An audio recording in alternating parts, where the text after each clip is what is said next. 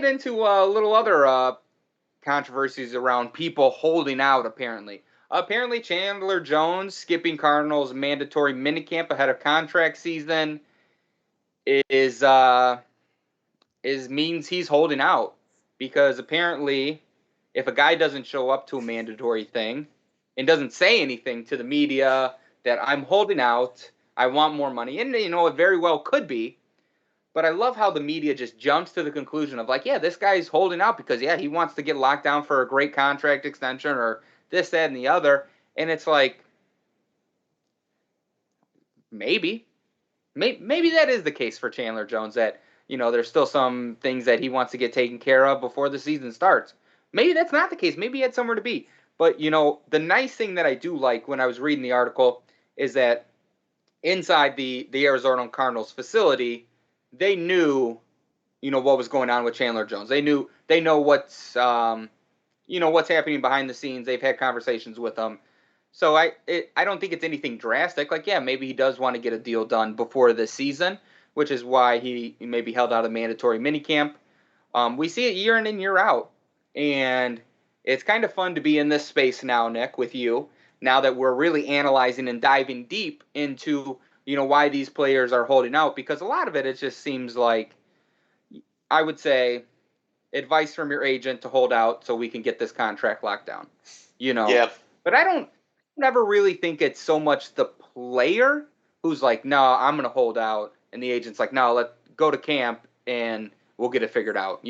I feel like whenever you do see a player hold out, I think that's the agent, showing them the leverage that they can use to help facilitate the deal. And you got a guy like Chandler Jones, who's a fantastic player, now given this year's in the fake salary cap and everything, because we all know you can just manipulate the fuck out of that to do whatever you want. And So so true. I don't really know why there would be an excuse not to sign him if you are the Cardinals and you are looking to sign him, or at the very least say, hey, Chandler, we're after have a conversation of what do you expect in the future, or lay out those expectations for him so he knows, like, maybe after this year he's going to be entering free agency, which I'll be honest with you, next year to enter free agency I don't think is a terrible thing as a player, better than this year for sure. Yeah, definitely. Yeah. Definitely. I think you'll see that salary cap bump, I'm sure. All the new media deals that they've done and stuff. Yeah, I mean, this is one of the ugly sides of it, right? Because unfortunately, I think you find yourself in this position where you're in a rock and a hard place, right? This is kind of what I was talking about yesterday. I think you and I know a lot of people like this, right? Who they sort of feel like they should just sign whatever deal the team gives them, like shut up and play football, like all those types of people, right? But I do think that it's important that people remember, like, once again, put yourself in those shoes. Football is Yeah. their job and they enjoy their job. So if you're a person listening to this and you enjoy your job, which hopefully a fair amount of people do, like, you're like, yeah, this job's cool, like I enjoy it. Maybe it's a dream come true. There's a lot of people where their job is a dream come true.